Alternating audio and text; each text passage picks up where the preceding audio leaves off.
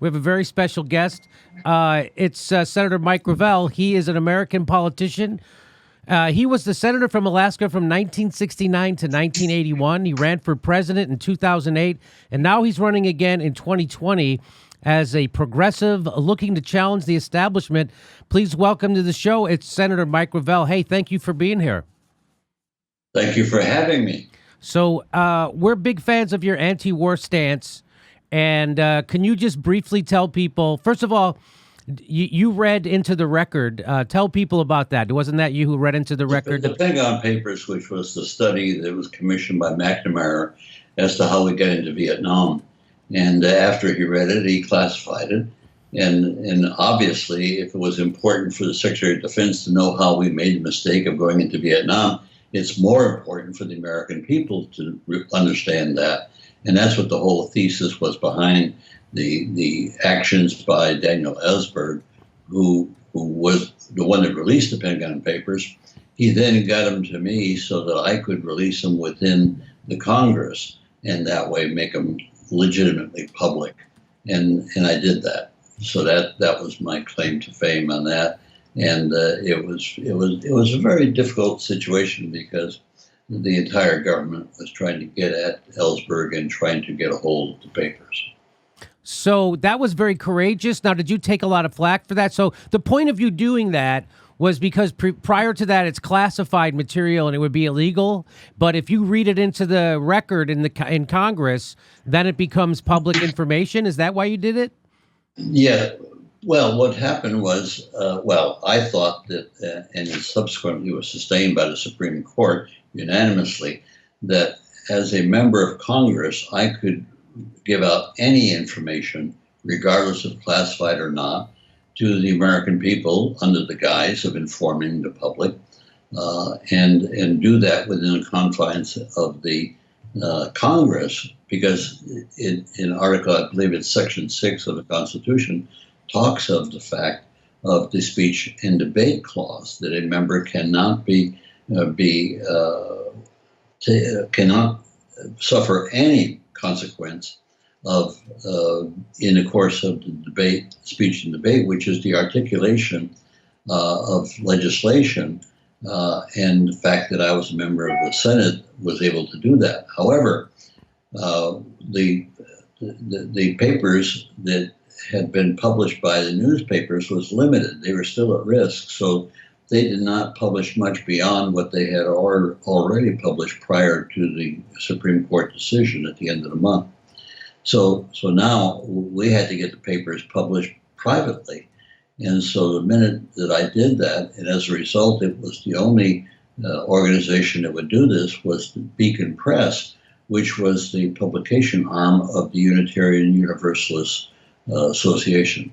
And so they agreed to publish, and it became the Senator Gravel edition of the Pentagon Papers. But what happened was I was doing this outside of the Senate. And so Richard Nixon took us to the Supreme Court on this issue.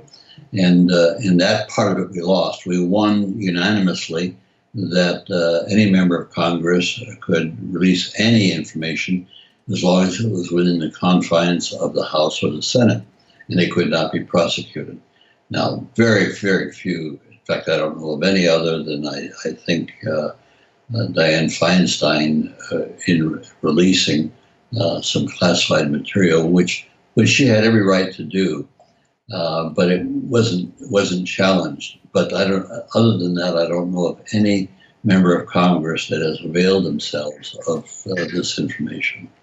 Well, that was very heroic, and I appreciate you doing that. I think a lot of progressives do. Anybody who cares about freedom and transparency appreciates that your heroic work in doing that. But do you see now a parallel? So a lot of people don't see a parallel between the Pentagon Papers and what Julian Assange has done when he revealed war crimes via the materials given to him by Chelsea Manning. So a lot of people don't think that that's the same thing. In fact, the director and the cast of the movie The Post. Now, The Post was all about the heroic actions of the publisher of the Washington Post when she she decided to publish the Pentagon Papers and risk prosecution. Well, they weren't prosecuted, so the standard now is that if you're a publisher and you publish classified information, but you didn't steal it yourself, that's okay. So that's exactly what Julian Assange has done, yet they're prosecuting him. Do you see a parallel between those two? No, very much, and I think you've delineated the argument very well. And not only for Julian Assange, but the release of Snowden, which of course was published by other institutions.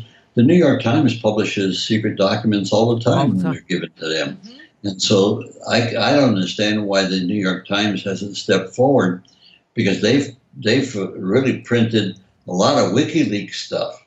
And so why they wouldn't step forward in defense of Julian Assange is a mystery.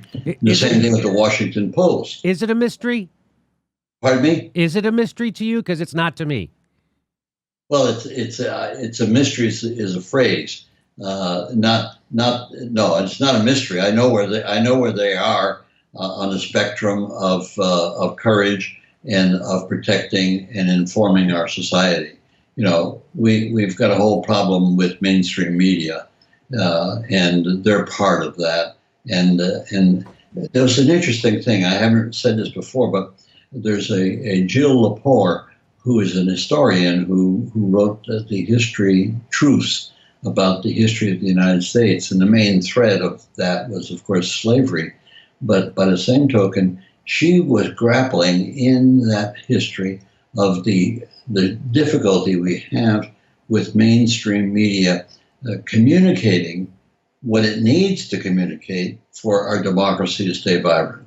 The reason why mainstream media doesn't do that is because mainstream media, along with the government, is controlled lock, stock, and barrel by the military-industrial complex via Wall Street.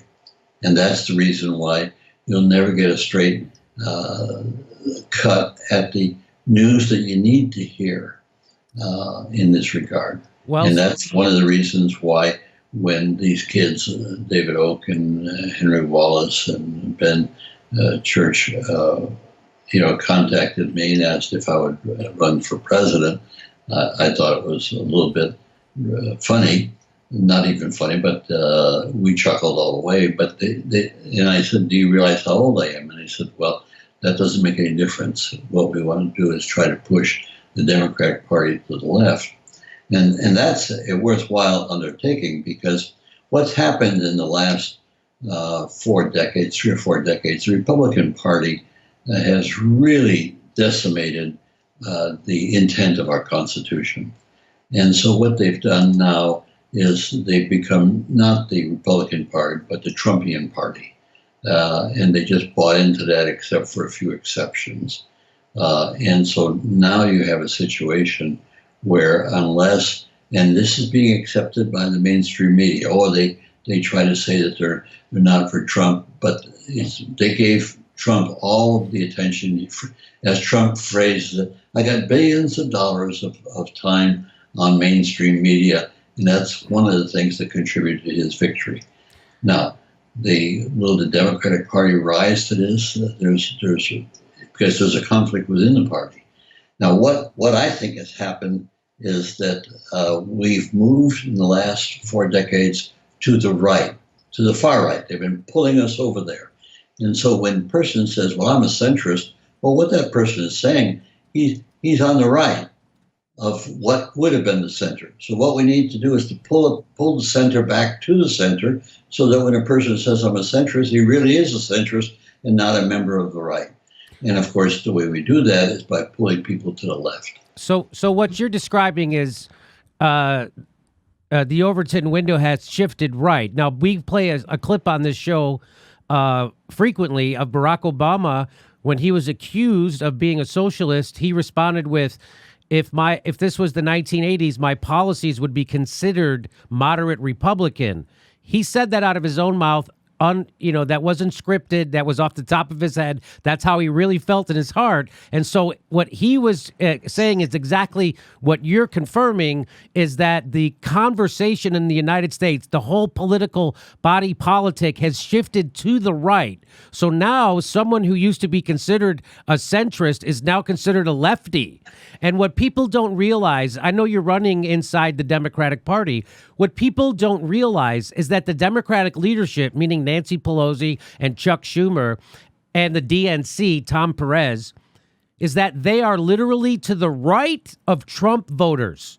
Trump voters are for Medicare for all. Trump voters want to end the wars. Trump voters want free college and an infrastructure plan, and the Democrats are against that stuff. That Nancy Pelosi and Chuck Schumer are actually to the right of Trump voters, and I don't think people realize that. Well, you're quite right. They don't realize that, and that's why it's important for the media, for the communications vehicles like yourself and many others that are below the horizon, that are doing the Lord's work in this regard of trying to inform people. A democracy can only survive if its people are informed. And so when you see a situation like we have today, where we're in interminable war, we've been at war with everybody since the Second World War. And now it's got to the point where people are totally oblivious to it. And so and I can give you a recitation about what's going on in Congress on nuclear matters, but it's a sad situation. The people have been dumbed down on the issues. They've been dumbed down on what's right and what's left. And then they're dumbed down on the fact that, everybody, we've got to have a small government. Here, the government is the only institution that we can act collectively with. And so it's not a question of a small government or a large government. It's a government that does what we think it needs to do to protect the interests of the people and permit them to pursue happiness. And that's what we're not doing under the Republican leadership. And we haven't been doing it all that effectively under the Democratic leadership. So what's happening? So I just want to remind people I'm here with former Senator Mike Gravel of Alaska, who's a strong anti-war candidate and brings up a lot of issues that Democrats are afraid to bring up. And he actually is on the left. He's not pretending to be. He actually is. And what's amazing to me, Senator, is that people say that you're a far left guy, but the things that you advocate for, the majority of the country is behind. And so this is kind of driving me crazy now that someone calls themselves a centrist. You would think a centrist would represent the majority of the country's opinion. They do not. Again, the majority of the country wants to end these wars. They want to spend that money back here. They want and they want Medicare for all, and they want free college. That's not what the centrists want. The centrists actually want only what their donors want. So right now, you're really running. Could you tell people how you got into? You're really running to pull the party back to the left, especially on their war stance, and tell people how that got started. You didn't even think you were going to run this time. Well, what happened was one kid by the name of David Oakes, he calls me on the telephone. He says, "Look at Senator, I wonder if you would reconsider or consider running for president." And I started laughing, and I said, "Do you realize how old I am?" And he says, Doesn't matter. What we've got to do is we've got to get your message out there, because this is the message that we think is the most progressive and the best interest of the American people. And so I permitted him to go ahead and file an exploratory committee, which they filed the papers on, and then he wanted to use my Twitter account. Well, I never used it. It developed when I was running for president in 2008. And so I said, "You can have my Twitter account." And he says, "And we'll give you the right to veto anything that we're doing." So I said, "Fine, go ahead." And so it just took off from there. They were astounded by the amount of reaction we have, because as you point out, Jimmy, what I was aspiring to on the issues was really what the American public was aspiring to. In the '08 campaign, one of the things they did, I don't know if they'll do it again, but they did blind polls on issues, and where they would ask questions, and they take these polls, and they're not putting anybody's name on it, but they're putting the issue forward. And lo and behold, what they found is that of all the people running in '08, I was the one that was most obvious as the person on the blind poll. But of course, Obama was out there sucking up the oxygen, and nobody paid any more attention to it. And so he went on to win the election and to get his Nobel Peace Prize shortly thereafter. And then, of course, opened up the avenue for what's going on our nuclear refurbishment today. So what is actually going on? For every bomb that's built, I'm paraphrasing, a child doesn't eat, and that's a real crime. And right now, Barack Obama started this. They want to reconstitute our nuclear arsenal. Now, I'm pretty sure that 5 or 10 nuclear bombs would kill the planet and plunge us into a nuclear winter. But they are now going to spend somewhere between $2 and $3 trillion updating our nuclear bombs that will never be used and that we don't need. Is that correct? Boy, Jimmy, you got my shtick very down pat. You're correct, really correct. It's about what they're spending, what's appropriated, authorized is $1.7 trillion. Now, if you factor in the overruns, which is just double the cost of what military spend, so we're talking about they're spending $3 trillion. Now, that's going to be refurbishing not just the warheads. That's not the biggest deal. They got to get new submarines. They got to get new airplanes. They got to get new missiles. I mean, and of course, the head of the Joint Chiefs has said that this is our top priority. This is the top priority of the Pentagon. And in the statements they made, we got to maintain this capability so that we can threaten anybody who's opposed to us with utter horrible destruction. Now, I'm paraphrasing, but that's essentially the quote of the Joint Chiefs of Staff and the Pentagon. Now, as you point out, you spend creating all this effort to create these new devices, the nuclear refurbishment, and then at the end of the day, here is the kicker, which you just alluded to, that at the end of the day, these bombs, these weapons are not usable. What do you mean not usable? Well, if anybody, and there's 8 countries now, if anybody unloads an attack on the other, you don't need to retaliate because they're going to trigger a nuclear winter. And so when you're talking about 10, hell, if you had somebody go crazy in Israel and want to unleash bombs on Iran or somebody else, or Pakistan and India, which have been at war 2 or 3 times, if they either one unloaded on the other, they don't have to retaliate.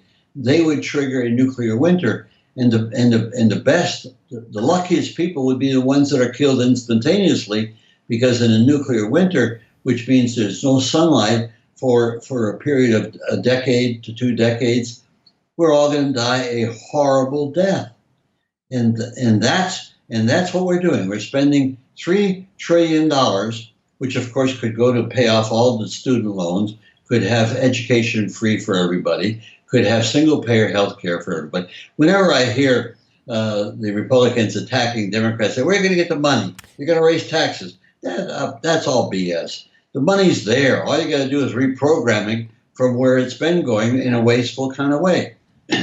What's his name? The Secretary of State, no, not the Secretary of State, the Secretary of Defense, who I articulated before. I just had a senior moment. But the Secretary of Defense was asked how much could we cut the budget of defense without damaging our defense capability, and he said 50%. Cut the budget in half. And now we say the budget is $750 billion. Believe me, It's $1 trillion a year. Yes. Make no mistake about that. So that means that you could have $500 billion that could go back into the Treasury to fund what is really very important. Fund education.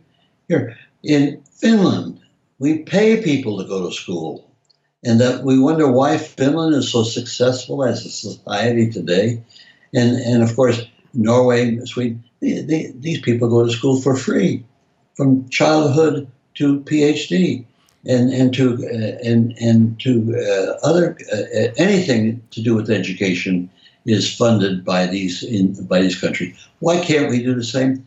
You judge a civilization by how it treats its elderly and its youth, and on both counts, the United States of America fails, because when we don't educate the future of the citizenry and put them in a position, what we're doing is we're eating our seed corn.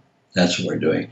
And with respect to the elderly, by not really just walk down the streets and see the people that are sleeping on the sidewalk, summer and winter. I mean, it's obscene and it's immoral, and yet this is part of our country, and we tolerate this level of immorality.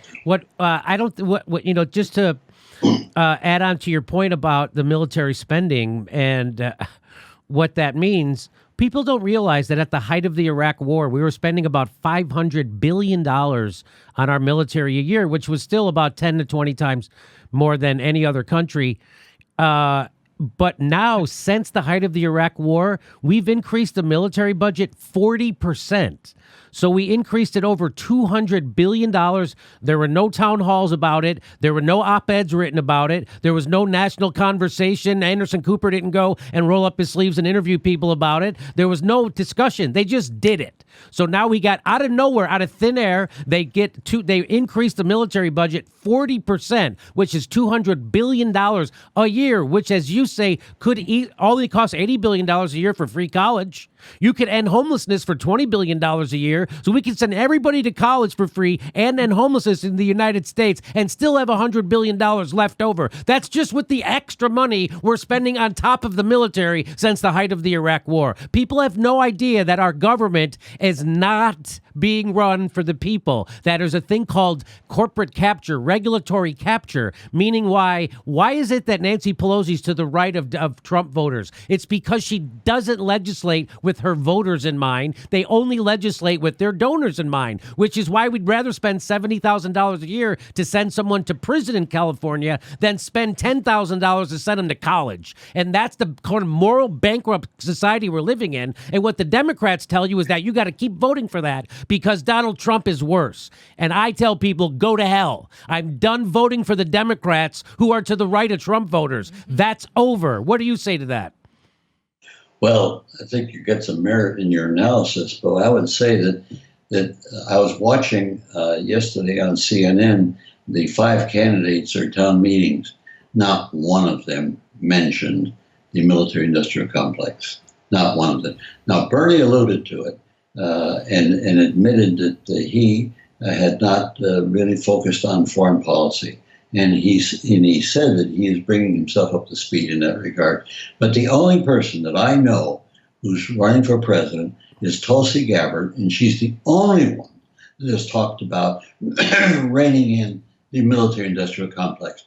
And now you wonder why she's not getting any traction with mainstream media. Well, hell, she's the person that they would oppose, and you see it going on. And so who gets a lot of attention? Well, somebody that doesn't threaten anybody.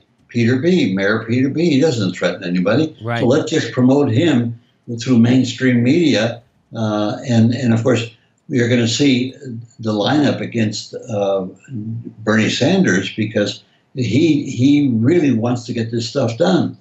And I would hope that at some point Bernie would focus on a book that I'll have out in midsummer. And that's a book that the title of it says it all.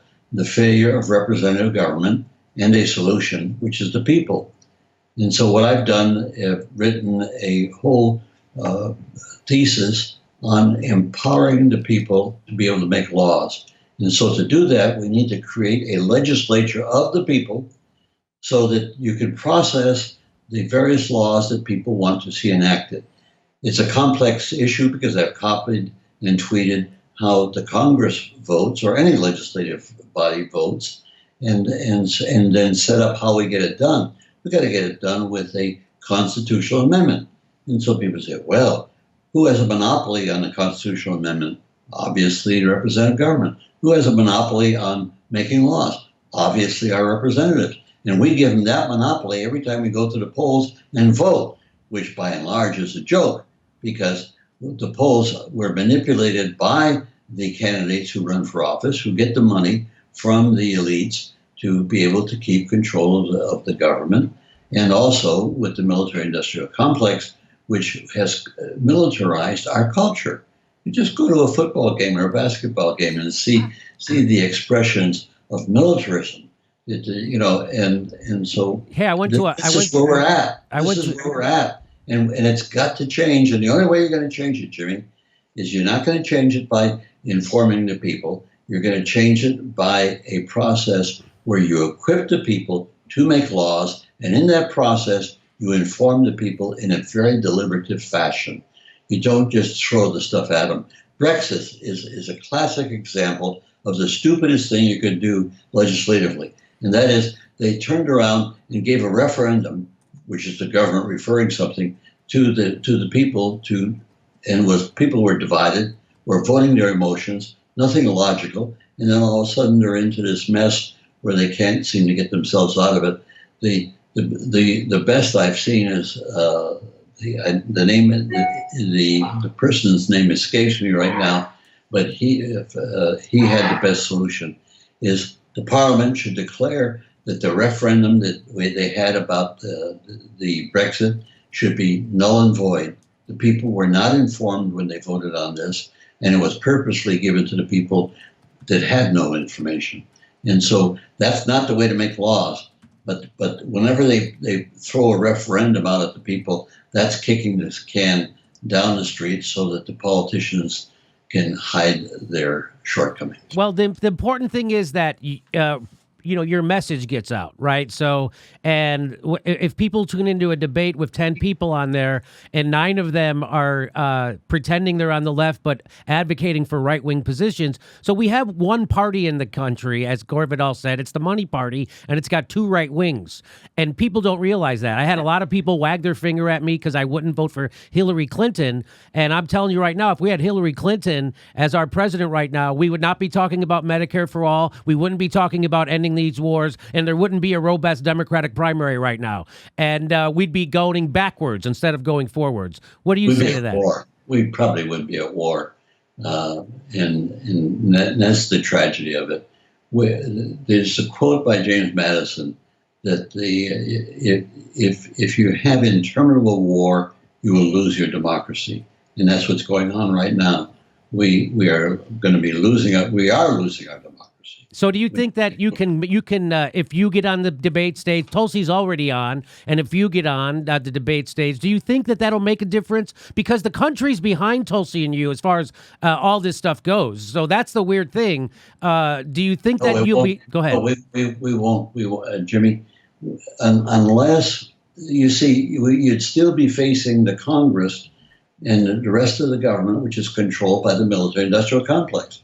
So whether Tulsi's president or I'm president, it won't happen. What you need to do, and what I would do, I would prefer to be vice president and spend my time empowering the people, creating a legislature of the people, so the people could make laws. The people could do this. The people could solve the problem with the military-industrial complex, but the Congress cannot. They've designed it that in every congressional district there is a defense contractor. And so when you say, well, let's do away with that, Congressman, do you realize that you're going to lose some jobs in your constituency? And that's just part of the problem. It gets much more complex from there. We need to redefine what work is. We need to arrange it so people are gainfully employed like they are in Finland, by being paid to go to school regardless of what age you're at. I once saw a study that the number of people employed in education per dollar spent is 4 times what the number of people per dollar spent in the defense budget. So you want to create jobs? I got to tell you, just open up the floodgates to let people, whether you're a senior, whether you're middle aged, or whether you're a child going to school, that everybody can go to school if they want and they're paid to for going to school. Because you see, that's the strength of our country is the people. And so when we have people sleeping on the streets, there's something wrong with our country. That's what people. I try to tell people, what do you call a system that takes the richest country in the world and renders half of its population poor or low income, 64% of its population unable to afford $1,000 emergency, and 80% of wage earners living paycheck to paycheck? You call that a failed system. It's the system that has failed, and these politicians want you to think that it's your fault, that, because we have socialism for the rich and it's rugged individualism for everybody else, and that's what's happening in this country. And Bernie would start every campaign speech by saying, it sounds like you're ready for a revolution.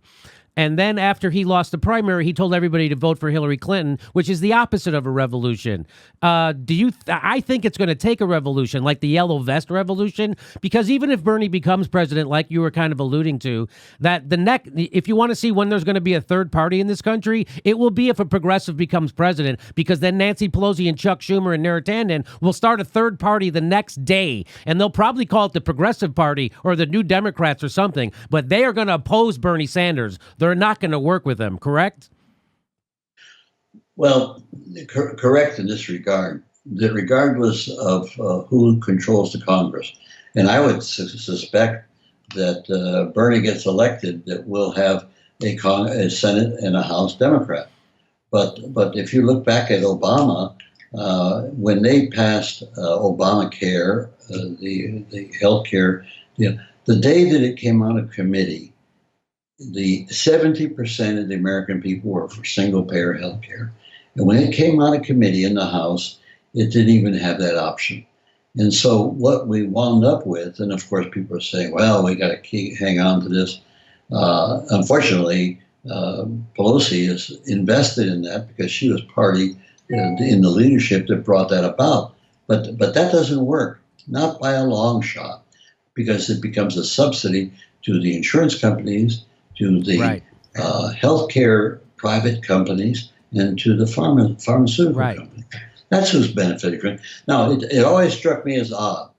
We're going to have healthcare, but we got to spend 25 to 30%, and sometimes almost 40%, to a non-healthcare institution as part of the process. And they call it an insurance company. They call it a pharmaceutical company. But why do we have to do that? Healthcare is simple. You just deal with health. And you have a single payer, and that way you diffuse the cost across society and guarantee that people can get what they need in the way of healthcare. And of course, then you can deal with a preventative system that will then concentrate on education. That's what we need to combat the cost of healthcare. It's not increasing the prices that the pharmaceuticals will get. It's to increase the number of people that are educated. I take my meds from the Veterans Administration, and one of the things they do is when after a blood test and they discover that you're pre-diabetic, they have you go to a class where this person tells you what you should be eating, how you should do it, and you go with your wife. So now this is the way you deal with the problem on health and exercise. One of the great things that was done with Jack Kennedy in his presidency was making exercise, both for men and women, a laudable undertaking. Wow. Okay. Well, we're all for that. Well, listen, Senator, I want to encourage people to make sure you get on the debate stage and make sure you get more press time. So I want to encourage people to go to your website and make a donation. Are you close to reaching the criteria for being in the debates? No, we're about a third of the way there. And the deadline, of course, is May 15th. So we really got to go lickety-split. Okay. And so I would say that if people would be kind enough to go to the website, which is mikegravel.org, O-R-G, and donate $1, donate $2. Okay. And get your friends to donate, because if you want me to get on the debates and And I can tell you, you'll enjoy the debates. If you doubt that, go look at some of the clips We of the did. '08 debates, Yeah. and then we'll be able to challenge these fundamental issues that are not addressed. And when you see all of these candidates talking about all the great things they're going to do for you, and they don't even mention the word of nuclear, Hmm. and don't even mention the word of the military-industrial Right. complex, that's there's a message in that. So would you? What are your feelings about the yellow vest movement in France, and do you think it's going to take something like that in the United States to get Medicare for all and break up the banks and end these wars? No, I think what we have to do is to just create a legislature of the people, and have a process where the people can vote to, and then you and I can put up the issue to with respect to the what Glass-Steagall. All we need is put Glass-Steagall in place, and you'll stop the excesses of the banking Right. industry. There's all you named the issue. You want to repeal the electoral college. Here, that's a constitutional amendment. So if you that means that to do that, you have to equip the people to make constitutional amendments, and that's what this legislature of the people would do. Right now, amending the Constitution is a monopoly in the hands of representative Right. government. Making laws is in the hands of the representative. It's a monopoly. We need to break that monopoly, let the people in, and you watch them legislate. Okay. So where can people learn more about this idea of the citizen legislation? Well, first off, I've got a book that's going to be coming out that's going to deal precisely with that. But you can go to my website, mikegravel.us, and I don't want to get it confused with the campaign website. But let me give you the name of the book that will make this very precise. Now, I've got a book out there called Citizen Power. You can get it on Amazon, and that has several chapters dealing with this. But it's confused because it has a polemic on other issues, which you may care about. But the book that's coming out is going to be Human Governance, the failure of representative government, and a solution, quote, the people. And that is a process that will create a constitutional amendment that will be voted on by the people. Government's got nothing to do with this. Because if government got involved in any way, it would sabotage it, as it has continually sabotaged the ability of the people to make laws. Now, we can make some laws at the state level in a very imperfect process, but what I've done here is I've got a constitutional amendment, and you'd be excited by the points of the constitutional amendment, conducted by a national election of free individuals that would come together and as a group set up the process. It takes a lot of money. You're talking about several $100 million to do this national election. But what the national election would do would enact an amendment to the Constitution, ratify an amendment to the Constitution, and enact a federal statute that sets up the legislative procedures for the people to enact laws. And it's complicated. But the operation of the Congress is complicated. And so this doesn't jump on the table.